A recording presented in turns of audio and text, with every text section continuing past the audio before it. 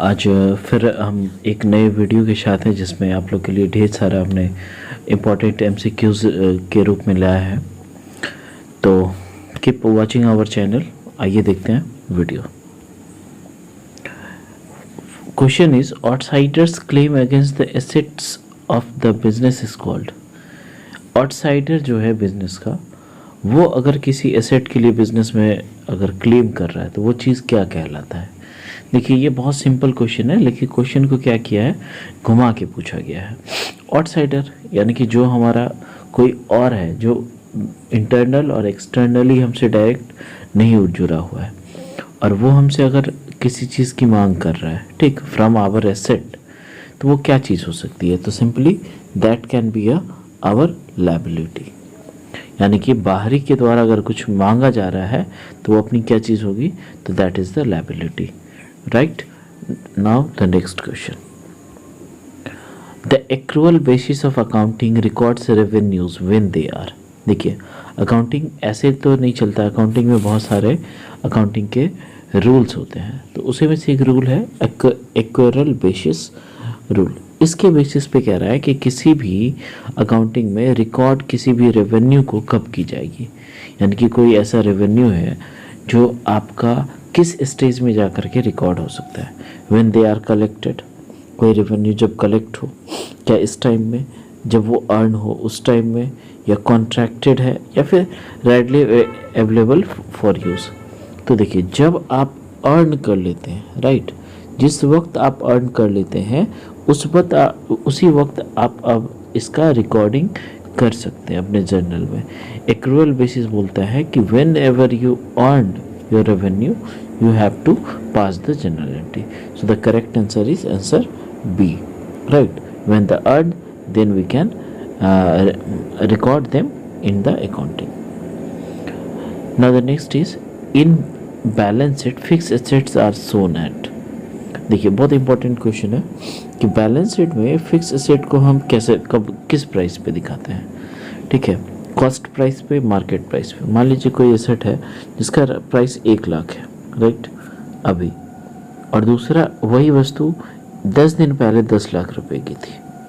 ठीक है, तो किस प्राइस पे दिखाएंगे, कॉस्ट प्राइस यानी कि जो अभी है, जैसे ये 10 लाख में हमने खरीदी थी, मार्केट प्राइस जो अभी है, फेयर वैल्यू जो आपको सही लगे, and then last one is written down value method.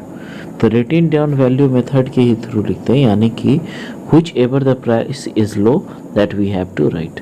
जो प्राइस कम है उस प्राइस को हमें लिखना होता है। So the correct answer is written down value method. Right, now the next question is a decrease in value of a fixed assets due to age, wear and tear is known as। किसी fix assets में जो value कम होता है उसके use के कारण, उसके rough and tough हो जाने की वजह से, या उसके बहुत सालों तक यूज़ करने की वजह से, इस चीज़ को क्या बोलते हैं, तो simply that is called the depreciation. According to the depreciation, what is depreciation, किसी भी फिक्स एसेट के ऊपर उसके बहुत सारे लंबे लाइफ की वजह से या फिर उसके यूज़ के वजह से जो उसके वैल्यू को हम 1, 2, 3, 4 ऐसे करके अलग अलग ईयर में जो एक वैल्यू को फिक्स कर देते हैं, जिस हिसाब से वो मशीन या कोई भी फिक्स एसेट का वैल्यू डिक्रीज होता रहता है, तो that is depreciation. Right, now the next, which of the following would not be considered as a component of cost of stock. देखिए cost of stock means stock में इसमें से कौन सी ऐसी चीज़ है जो स्टॉक का वैल्यू नहीं कहलाएगा, कॉस्ट ऑफ स्टॉक नहीं कहलाएगा। Option are transportation inward cost, no, inward से आने वाली जितनी भी खर्चे हैं, चाहे वो ट्रांसपोर्ट हो या जो भी हो, तो वो सारा चीज़ हमारा कॉस्ट ऑफ स्टॉक में जाएगा। इम्पोर्ट ड्यूटी, तो इम्पोर्ट ड्यूटी भी आपका ये कॉस्ट ऑफ स्टॉक में जाएगा। सैलरीज ऑफ सेलिंग स्टाफ, देखिए सैलरी ऑफ सेलिंग स्टाफ हमारा आएगा इसमें आंसर। रीज़न ये है कि हम कॉस्ट ऑफ स्टॉक में सिर्फ उन्हीं चीज़ों से रखते हैं जब वो रॉ मटेरियल है, जब वो बन के तैयार हुआ और जब सेल हो गया तो उस टाइम के एक्सपेंसेस को नहीं जोड़ते। तो इसीलिए salary of the selling staff is a correct answer. Okay, now the next question is which of the following account will be credited when the typewriter is sold that has been used in the office? Office का एक typewriter है, वो cell किया गया है और वो office में यूज़ हो रहा था, तो इसको किस अकाउंट में लिखा जाएगा? तो देखिए कास्ट अकाउंट में तो जाएगा नहीं, राइट। अब याद रखिए ये ऑफिस का इक्विपमेंट था, हाँ सेल करने के लिए हमने रखा था, तो सेल्स अकाउंट में भी नहीं जाएगा, परचेज अकाउंट में तो जाना ही नहीं है, तो ये जाएगा ऑफिस इक्विपमेंट अकाउंट में, राइट। क्यों? क्योंकि ये ऑफिस का यूज़ हो रहा था, तो ऑफिस के यूज़ की वजह से ये ऑफिस इक्विपमेंट अकाउंट में जाएगा। Next question is interest on loan paid by business is an example of. तो इंटरेस्ट ऑन लोन जो है जब बिजनेस के द्वारा पे किया जाता है तो वो एक नॉर्मल सिंपल सा क्वेश्चन है कि that is a revenue expense.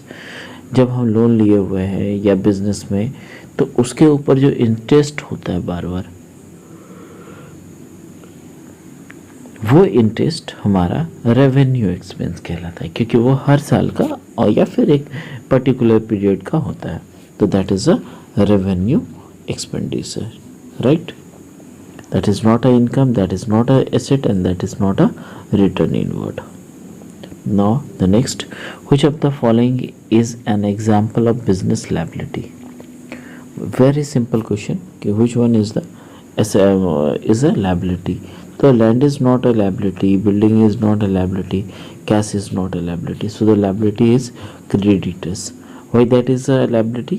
Because we have to pay, means that business have to pay, so that is a liability, so the correct answer is creditors. Now the next question is which of the following is not an example of intangible asset? इनमें से कौन सा ऐसा चीज़ है जो intangible assets नहीं है? देखिए intangible assets मीन्स वो हमारा एसेट होता है बट वो दिखता नहीं है, जैसे कि गुडविल का नाम आपने कई बार सुना होगा, तो गुडविल तो हमारा ऑलरेडी क्या है, इंटेंजिबल एसेट है। ये पूछ रहा है कि कौन सा नहीं है, तो पेटेंट्स भी हमारा इंटेंजिबल एसेट है। एंड फ्रेंचाइजीज राइट, यानी कि फ्रेंचाइजीज का जो हम राइट्स लेते हैं, किसी का फ्रेंचाइजीज खोल सकते हैं, तो that is also a intangible asset, but land is not a intangible asset, so the correct answer is land. So the correct answer is option D. Option D is the correct answer. What is the next step to generalizing in accounting cycle?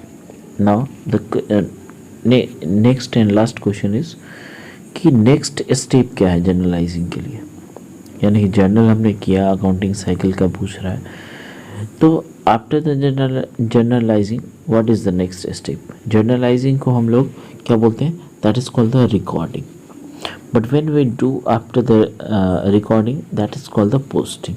यानी कि हम जो यहाँ पर आपके बनने के बाद, जर्नल बनने के बाद, जब लेज़र में हम जो ट्रांजेक्शन्स करते हैं that is called the posting. So the after the journalizing the next step of the accounting cycle is posting, right. तो correct answer is answer B, that is posting, right. So guys, thank you, and please keep watching this channel, and please subscribe for more videos. We will always come with lots of MCQs and important questions. Thank you for watching.